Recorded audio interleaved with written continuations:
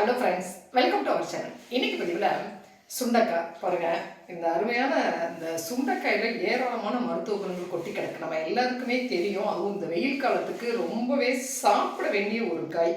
அதோடு இல்லாமல் இப்போ நல்ல சீசன் வேறங்க. இந்த சுண்டைக்காயை வச்சு செட்டிநாடு முறைப்படி ஒரு சுண்டைக்காய் பச்சடி எப்படி நல்ல ஒரு அருமையான டேஸ்ட்டில் செய்யுது அப்படின்னு இன்னைக்கு பதிவில் பார்க்கலாமாங்க. இந்த பச்சடிக்கு இந்த மாதிரி ஒரு அரை கப் அளவுக்கு நான் துவரம் பருப்பு எடுத்துருக்கிறேன். இந்த துவரம் பருப்பை நம்ம வேக வச்சு எடுத்துக்கலாம். இந்த மாதிரி பருப்பு சேர்த்து அந்த கொஞ்சமாக லைட்டாக ஒரு புளி சேர்த்து அப்படி செய்யும் பொழுது அந்த சுண்டைக்காயில் எந்த துவர்ப்பு தன்மையுமே தெரியாதுங்க. அழகாக அந்த பட்டாணி சாப்பிட்ற மாதிரி அந்த ஒரு செம்மையான ஒரு டேஸ்ட்டோடு இருக்கும். அதுக்காக தான் இந்த பருப்பை நல்லா கழுவி சுத்தம் பண்ணிக்கலாம். இந்த பருப்பை இந்த மாதிரி ஒரு குக்கரில் நான் சேர்த்துக்கிறேன். இதில் ஒரு கப் அளவுக்கு தண்ணி சேர்த்துக்கிறேன். ஒரு 1.5 கப் சேர்த்துக்கலாம். இதனால் நான் ஒரு 2 விசில் மட்டும்தாங்க வேக விடக்கு போகிறேன். இது ரொம்ப குழையவெல்லாம் இல்லை, சும்மா அந்த பருப்பு மலர வேக வச்சாலே போதுமானதாக இருக்கும். ஒரு 2 விசில் மட்டும் வச்சு நம்ம எடுத்துக்கலாம். சுண்டைக்காய் இப்போ நல்ல சீசனுங்க. செடியில் நல்லா கொத்து கொத்தாக காய்ச்சிட்ருக்குது. மார்க்கெட்லேயுமே இது விற்கும். இந்த சுண்டைக்காயை இந்த மாதிரி காம்பை எடுத்துட்டு நம்ம சுண்டைக்காயை எடுத்துக்கலாம். இந்த மாதிரி அந்த காம்பை ரிமூவ் பண்ணிக்கலாம். நல்லா கொஞ்சம் ரொம்ப முத்தாத சுண்டைக்காயை பார்த்து நம்ம வாங்கிக்கலாம். பாருங்கள், இந்த மாதிரி காம்பை எடுத்தாச்சு இல்லையா? இப்போ இதை பாருங்கள், இந்த மாதிரி 2 பீஸாக நான் கட் பண்ணுறேன்.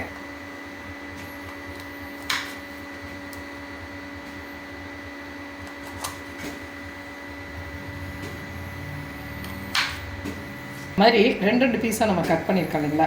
கட் பண்ண அந்த சுண்டைக்காயை நம்ம உடனே தண்ணியில் சேர்த்துக்கலாம். தண்ணியில் சேர்த்துக்கலாம் அப்படின்னு சொன்னால் அந்த சுண்டைக்காய் கருப்பாயிடுங்க. அதனால் நாம் சுண்டைக்காய் கட் பண்ண உடனேயே தண்ணியில் சேர்த்துக்கலாம்.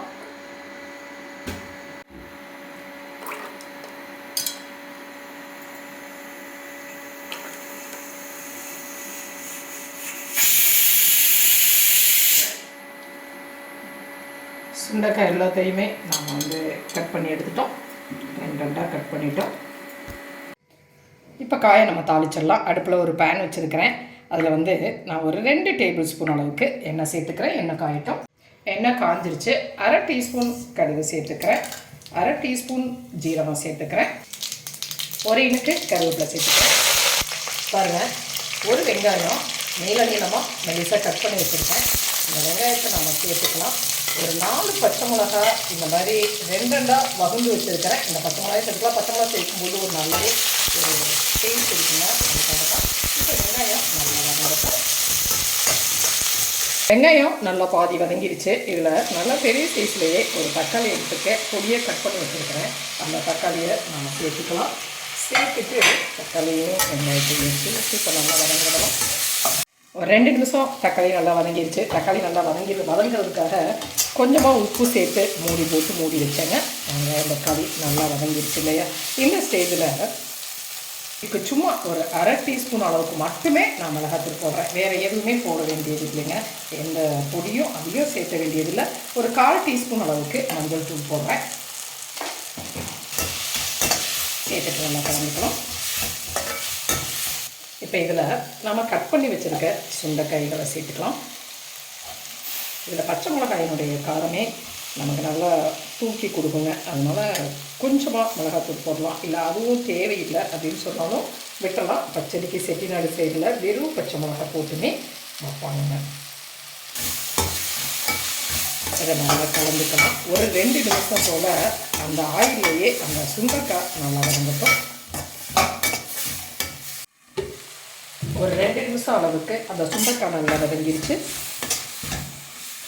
சீக்கிரமாகவே வெந்துடுங்க. இதில் நான் ஒரு 1/2 கப் அளவுக்கு தண்ணி சேர்த்துக்கிறேன். தண்ணி சேர்த்துட்டு மட்டும்தான் நான் தண்ணி சேர்த்துருக்கிறேன். தேவையான அளவு நான் உப்பு சேர்த்துக்கிறேன். கல்லுப்பு தான் சேர்த்துருக்கிறேன். மூடி போட்டு இந்த காயை ஒரு 5 நிமிஷம் போல் நல்லா வேக விடலாம். நடுவில் ஒரு தடவை கிளறி விட்டுக்கலாம். ஒரு 5 நிமிஷம் வெந்துருச்சு. இப்போ நான் ஒரு சின்ன நெல்லிக்காய் அளவுக்கு புளி எடுத்து கரைச்சி வச்சுருக்கிறேன். அந்த புளி தண்ணியை நம்ம இதில் சேர்த்துக்கலாம்.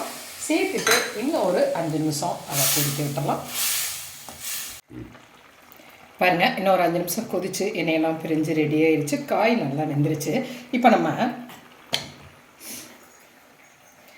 வேக வச்ச பருப்பை ஓப்பன் பண்ணிக்கலாம். பாருங்கள், ஒரு 2 விசில் மட்டும் பருப்பு விட்டேன். அது சும்மா மலர வெந்திருக்கு, அவ்வளோதான், கொலைய வேகலை. இந்த பருப்பை நம்ம இப்போ ஃபைனல் ஸ்டேஜில் இந்த பச்சடியில் சேர்த்துக்கலாம். அப்படியே கலந்து விட்டுடலாம். சுண்டக்காய் பச்சடி சூப்பராக ரெடி ஆகிடுச்சு. பார்த்திங்களா? இது வந்து சுண்டைக்காயில் பொதுவாக ஒரு லைட்டான ஒரு கசப்பு தன்மை இருக்கும் இல்லைங்களா? அதுக்காக தான் நம்ம அந்த லைட்டான அந்த புளி ஊற்றி இந்த மாதிரி பருப்பு சேர்த்து பருப்பு அதிகம் வேக விடாமல் மலர விட்டு இப்படி சேர்க்கும் பொழுது ஒரு நல்லவே டேஸ்ட் இருக்குங்க. இதை வந்து சுண்டக்காய் பச்சடின்னு செட்டிநாடு சைடில் சொல்லுவாங்க.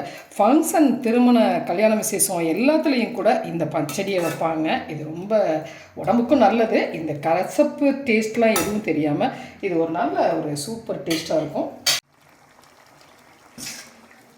அவ்வளோதாங்க, சுண்டக்காய் பச்சடி ரொம்ப சூப்பர் டேஸ்ட்டாக ரெடி ஆகிடுச்சு. இந்த ஸ்டேஜில் நம்ம அடுப்பு ஆஃப் பண்ணிடலாம். அருமையான இந்த சுண்டக்காய் பச்சடி வந்து இட்லி, தோசை, சாதம், தயிர் சாதம் எல்லாத்துக்குமே ஒரு பொருத்தமான சைடிஷாக இருக்குங்க. நமக்கு தெரியும் சுண்டக்காய் பச்சடி நல்ல வயிற்று புண்ணு, அந்த குடல் புண்ணு, இதை எல்லாமே குணமாக்கக்கூடியது. இந்த வெயில் காலத்துக்கு ரொம்ப ஒரு அருமையான ஒரு மருந்து பொருள் தான் இது. ஒரு நல்ல டேஸ்ட்டாகவே இதை நம்ம செஞ்சு சாப்பிட முடியும். சிறுநீரக கோளாறுகளையும் அது சரி பண்ணும், ரத்தத்தையும் சுத்தப்படுத்தும். காய்ச்சல் சமயத்தில் அந்த சுண்டைக்காயை செஞ்சு கொடுப்பாங்க, நமக்கு தெரியும்.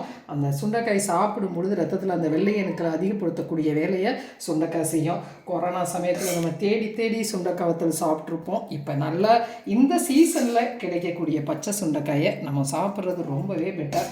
நல்ல ஒரு ஹெல்த்துக்கு ரொம்ப ஆரோக்கியமான விஷயம். உடம்பு வெயிட்டாக இருக்குது அப்படிங்கிறவங்களுக்கும் உடம்பு இழைக்கிறதுக்கு ஒரு அருமையான மருந்துங்க சுண்டைக்காய். செஞ்சு பார்த்துட்டு உங்களுடைய கமெண்ட்டை சொல்லுங்கள்.